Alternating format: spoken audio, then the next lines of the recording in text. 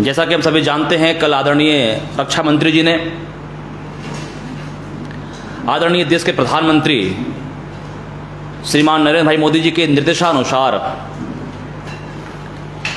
एक स्कीम की घोषणा उन्होंने किया। जैसा कि आप सभी जानते हैं, लगातार जब से आदरणीय प्रधानमंत्री जी सत्ता में काबिज हुए हैं, लगातार देश के कल्याण के लिए, देश की उन्नति के लिए, उन्नयन के लिए निरंतर कुछ न कुछ बेहतर करने की कोशिश उनकी लगातार जारी रहती है। उसी कड़ी में कल एक देश के भर के युवाओं के लिए एक स्कीम की शुरुआत हुई है। वह स्कीम है अग्निपथ। इस अग्निपथ के बारे में मैं कुछ विस्तार से आपसे बातचीत करूं, उसके बारे में कुछ पॉइंट्स बताऊं। उससे पहले मैं बताना चाहता हूं कि राज्य पूरे दुनिया देश भर के युवाओं के लिए और भारत में पहला ऐसा प्रयोग हुआ है जिसमें थल सेना, वायु सेना और जल सेना, तीनों सेना में हमारे देश के युवा अपने भविष्य को बेहतर करने के लिए, भविष्य को सुधारने के लिए अपना छोटे से कार्यकाल में भी समय दे सकते हैं। अब तक का कार्यकाल लंबा हुआ करता था, लेकिन आदरणीय प्रधानमंत्री जी ने उसको शॉर्ट टर्म, जिसके अंदर देशभक्ति की भावना है, जिसके अंदर राष्ट्र सेवा, देश सेवा करने की भावना है, वो इस तरह से भी प्रत्यक्ष रूप से भी आकर के देश की सेवा को में अपना योगदान दे सकता है। महज 17.5 साल की उम्र से लेकर के 21 साल की उम्र के युवाओं के लिए 4 साल की यह अवधि देश सेवा के लिए, देश की भावना के साथ देश की सेवा में लगाने के लिए बहुत ही महत्वपूर्ण स्कीम है। इस स्कीम के तहत पूरे भारत के युवा जो भी सेना के मेडिकल और हेल्थ का जो गाइडलाइन है, उस गाइडलाइन के आधार पर,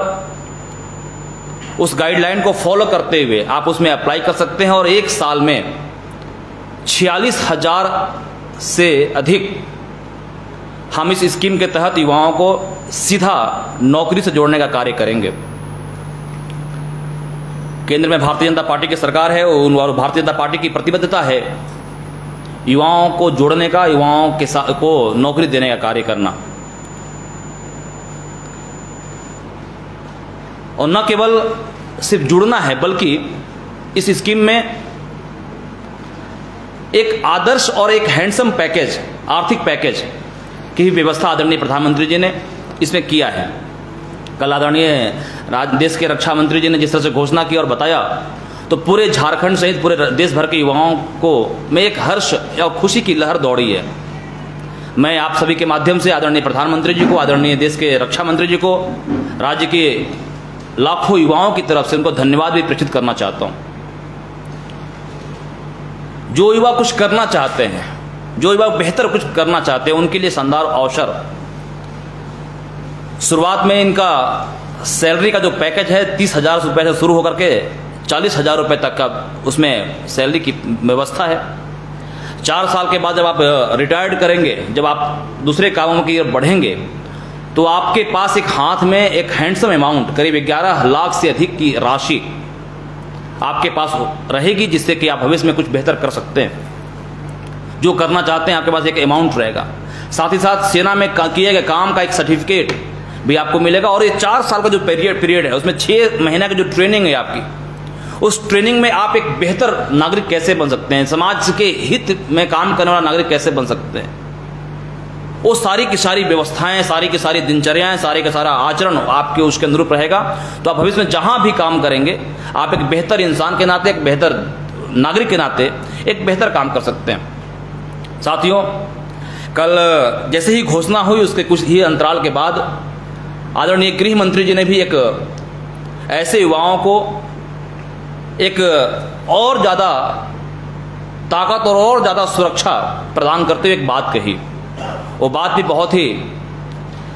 सराहनीय है और उस बात की भी प्रशंसा होनी चाहिए। लोगों ने तुरंत जैसे ही घोषणा हुई, लोगों ने प्रश्न उठाया कि 4 साल के बाद उन युवाओं का भविष्य क्या होगा। तो आपको बताते हुए खुशी होती है कि उसी स्कीम में यह प्रावधान है कि 4 साल के अपने अवधि को समाप्त करने के बाद सेना के गाइडलाइन के अनुसार उन सारे जितने हमारे अग्निवीर हैं उनका एक टेस्ट के माध्यम से उनकी योग्यता को परखी जाएगी और जो भी योग्य व्यक्ति इसमें शामिल होंगे जो पाए जाएंगे उनमें 25% व्यक्ति को परमानेंट नौकरी सेना में उनके अलग अलग विभागों के अनुसार दे दी जाएगी। शेष लोगों के लिए आदरणीय गृह मंत्री जी ने कल घोषणा किया है, असम राइफल्स जो देश का इतना बड़ा संगठन है जिसमें हमारे असम राइफल्स के जवान भर्ती होते हैं, असम राइफल्स में भी उनको विशेष प्रकार की छूट मिलेगी। CAPF central armed police force में भी उनको विशेष छूट मिलेगा।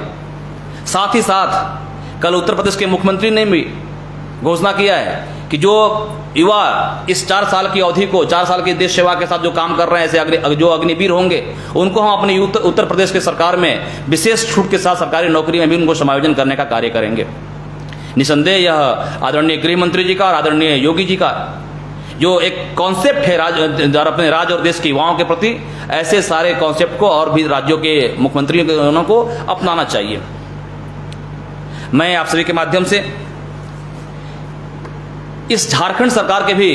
आदरणीय मुख्यमंत्री से आग्रह करना चाहता हूं कि आपने भी बड़ी बड़ी बातें करके सत्ता में आए थे। आपने भी कहा था कि हम 5 लाख लोगों को नौकरी देंगे, आपने भी कहा था बेरोजगारी भत्ता देंगे, आपने भी कहा था कि हम युवाओं के लिए वर्ल्ड क्लास की इंस्टीट्यूट खोलेंगे। हालांकि आपकी सारी बातें कोरी साबित हो गई, आपकी सारी बातें थोथी साबित हुई। लेकिन यदि हमारा झारखंड में भी बहुत सारे ऐसे लोग हैं जो आर्मी में काम करते हैं, सेना में जाएंगे, इस अग्निपथ स्कीम के तहत उनको नौकरी लगेगी, तो राज्य सरकार से भी आग्रह होगा, उनसे भी एक निवेदन होगा कि आप भी ऐसी घोषणा यदि आप करेंगे, यदि ऐसा कोई वातावरण तैयार करते हैं राज्य के युवाओं के लिए कि आप भी वहां से लौटने वाले हमारे जितने भी अग्निवीर आएंगे उनको आप अपने राज्य में किसी भी तरह से उनका समायोजन बेहतर तरीके से कर पाएं, तो राज्य की युवा आपके प्रति बड़ा ही आभार व्यक्त करेगा। लेकिन अब तक कल से लेकर आज तक अभी ऐसे हमारे मुख्यमंत्री जी को इस विषय पे लगता है शायद ध्यान नहीं गया है। मैं पुनः एक बार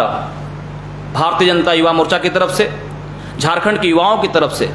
आदरणीय प्रधानमंत्री जी का, आदरणीय डिफेंस मिनिस्टर जी का धन्यवाद ज्ञापन करता हूं कि आपने राज्य के युवाओं के लिए, देश के युवाओं के लिए इतना शानदार अवसर मुहैया कराया है।